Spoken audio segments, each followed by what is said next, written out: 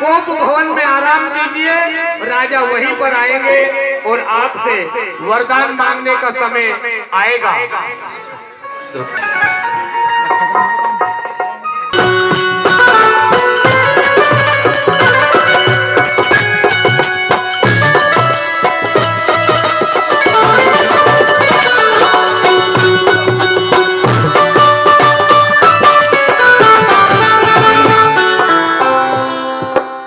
देवी कैकेयी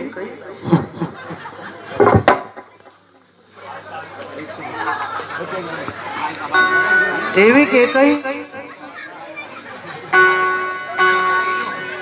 दूर रहो भाग। ये क्या वेश बना रखा है यार तुमने?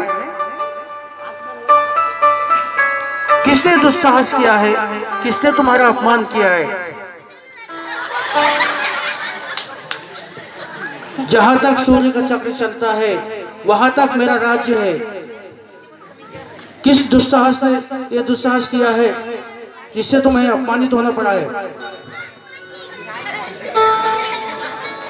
उठो देवी, मुझसे कहो क्या चाहिए तुम्हें? मैं एक पल में राजा को रंग और रंग को राजा बना दूंगा।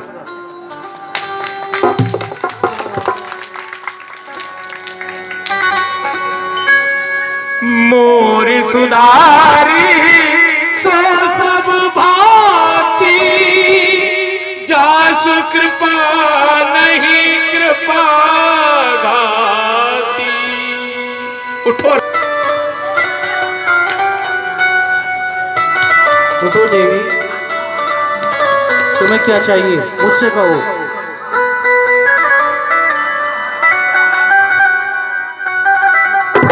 उठो देवी। वचन वचन करते हो, अभी तक जो आपने हमारे पुराने वचन है उनको तो पूरा किया नहीं और नए वचन लेकर आ गए महाराज। पुराने वचन? पुराने वचन? अच्छा, वो भी भूल गए आप इतने भुलक्कड़ हो। पता है आपको देवासुर संग्राम हुआ था उस समय? देवासुर संग्राम में जब आप इंद्र की सहायता करने के लिए गए थे, उस समय आप मूर्छित हो गए थे और मैं आपको वहां से एक निर्जन स्थान पर लेकर गई थी और मैंने आपके प्राण बचाए थे महाराज। भूल गए आप? याद है देवी? याद है। और आपने उस समय मेरे से कहा था कि रानी आपने बड़े साहस से मेरी जान बचाई है, मांगो आप क्या वचन मांगना चाहती हो, मैं आपको 2 वचन देता हूँ। याद है तुम्हें? याद है देवी। तो मैं वही 2 वचनों के लिए आपके लिए यहाँ बैठी हूँ। मांगो देवी, क्या मांगना है? कैसे मांग लूं? ऐसे आप कैसे विश्वास कर लूं मैं आपके ऊपर कि आप मेरे को 2 वचन पूरे करेंगे महाराज? हम तुम्हारी शपथ लेकर कहते हैं कि जो तुम मांगोगी हम देने को तैयार हैं। अच्छा, मेरी शपथ? वाह राजा वाह, मेरे से भी प्रिय कोई है आपको? हाँ है। कौन है मेरे से प्रिय? राम। राम? तो राम की शपथ लीजिए महाराज। मेरी शपथ में क्या रखा है? राम की शपथ? हाँ, राम की शपथ। वो क्यों देवी? अब आप प्रश्न क्यों पूछते हो? आपको क्या डर है क्या मन में? लेकिन हमारी भी एक शर्त है। क्या शर्त है आपकी? पहले तुम अपने इस कोप भवन से बाहर निकलकर अपने मोहिनी रूप में आओ और हमारा मन मोह लो। ठीक है महाराज। सदा चली आई,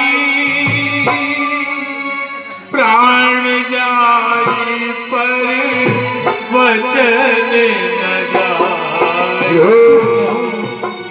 रानी, ये हमारे रघुकुल की रीत है, भले ही मेरे प्राण चले जाए लेकिन मैं अपने वचन से पीछे नहीं हटूंगा। मांगो रानी, मांगो।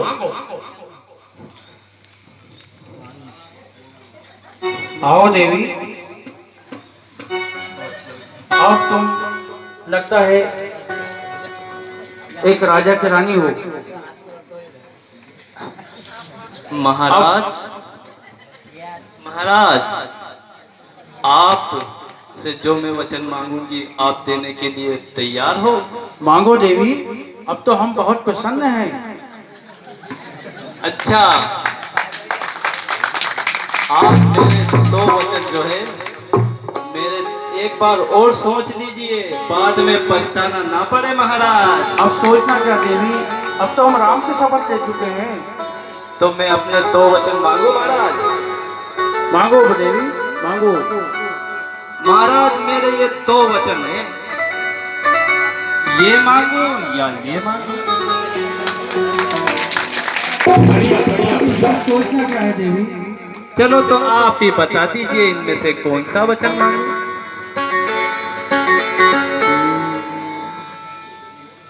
ये मांगो। अच्छा, ये वचन। महाराज, मेरा पहला वचन है, मेरे पुत्र भरत को अयोध्या का राजा बनाया जाए। और अभी से इतना धक धक, अभी तो ये वचन बाकी है महाराज। मेरा ये दूसरा वचन है महाराज, राम को 14 वर्ष के लिए वनवास दिया जाए।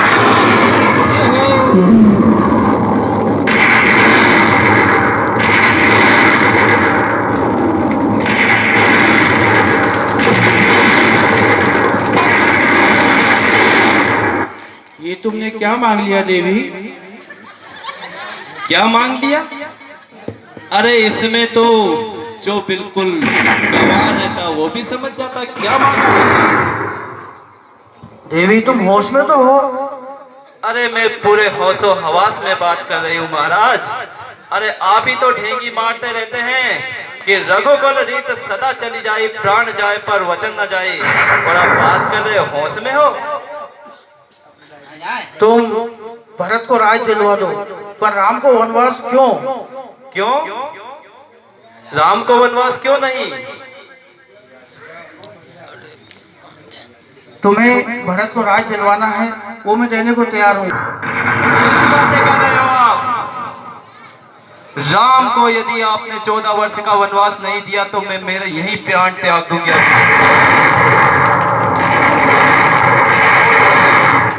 नहीं और देवी। ध्यान रखना, राम 14 वर्ष तक मुनि वेश में रहेगा और किसी भी नगर में जाना उनका वर्जित रहेगा महाराज। नहीं देवी, नहीं। अरे आपका यश पूरे संसार में फैला है महाराज। जब ये बात फैलेगी कि एक महाराज ने अपनी पत्नी के 2 वचन पूरे नहीं कर पाए, वो कैसा महाराज है, और जो आपके पूर्वज ऊपर से जो देख रहे हैं वो क्या कहेंगे कि उनके राज्य में एक ऐसा राजा भी हुआ था जो अपने वचन पूरे नहीं कर पाया। कैसी बात कर रहे हो आप? देवी, जब मैं संसार में जाऊंगा लोग क्या कहेंगे कि अपनी पत्नी के चक्कर में धर्मात्मा महात्मा श्री राम को वनवास भेज दिया। महाराज, मेरे को इस बात का कोई असर नहीं पड़ेगा महाराज।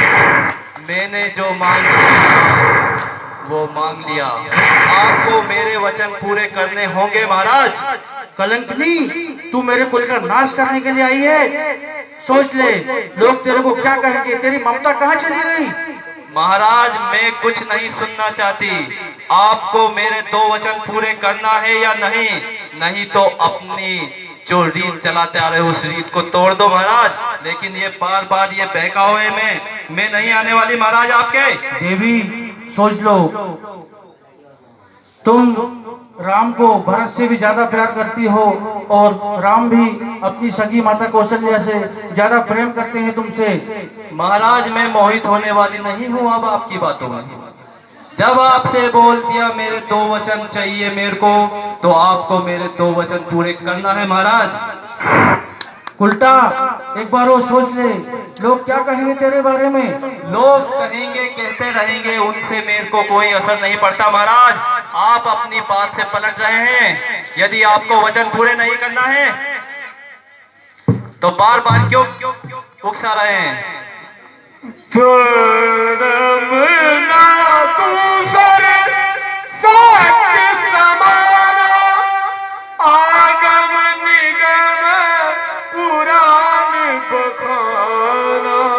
रानी,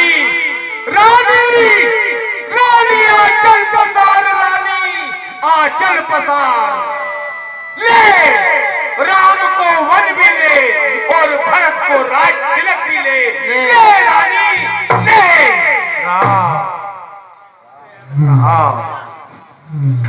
इस राम को बुला कर लाओ। इसी बीच प्रभु श्री राम साथ में लक्ष्मण और राम को बुलावा भेज दिया गया है। रामचंद्र भगवान की। आपके दरबार में उपस्थित थे, कृपया करके आज्ञा दीजिए माते। माँ, आप कुछ बोलते क्यों नहीं? और पिताश्री की ये क्या अवस्था बन रही है? माँ कुछ बताइए माँ। आप कहे तो मैं वैद्य को बुलाऊं, राजवेदी को बुलाऊं? पिताश्री का स्वास्थ्य तो ठीक है? राम, वेद के पास इनका इलाज नहीं है, तो इनका इलाज तो आप ही हो। माँ, कृपया करके मुझे स्पष्ट शब्दों में बताइए, मैं समझ नहीं पा रहा हूँ। पिताश्री इतनी पीड़ा में क्यों है माँ? आपके पिताश्री से पूछ लीजिए। महाराजा दशरथ, पिताश्री कृपया करके आज्ञा कीजिए। क्या मैं इस लायक भी नहीं हूँ? मेरे पिताश्री मुझसे नाराज है और मेरी माँ भी मुझे आज्ञा नहीं दे रही है। और इस दशा का क्या कारण है? कृपया करके बताइए पिताश्री। ये क्या बताएंगे राम? इनसे मैंने एक छोटा सा तो वचन मान लिए, उसमें इनकी ये हालत हो गई, तो ये क्या जवाब देंगे आपको राम? माँ, आपका भी मुझ पर उतना ही अधिकार है जितना पिताश्री का। कृपया करके आप ही मुझे बताइए, पिताश्री की इस दशा का क्या कारण है माँ? मैंने इनसे 2 वचन मांगे थे पुत्र। पहला वचन था कि मेरे पुत्र भरत को अयोध्या का राजा बनाया जाए, और दूसरा? और दूसरा वचन था कि राम को 14 वर्ष का वनवास दिया जाए। बस इतनी सी बात? हाँ, इतनी सी बात में आपके पिताजी की ये हालत हो गई माँ। माता, इतनी सी बात के कारण पिताश्री की ये अवस्था है। आप दोनों को इतना कष्ट हुआ, भला मुझसे आज्ञा, मुझे एक बार तो आज्ञा दे देते। आप इतनी सी बात के लिए इतना कष्ट में क्यों है माँ? और ये तो मेरे लिए सौभाग्य की बात है कि माता और पिता दोनों के वचनों का एक साथ पालन करने का मुझे अवसर मिलेगा।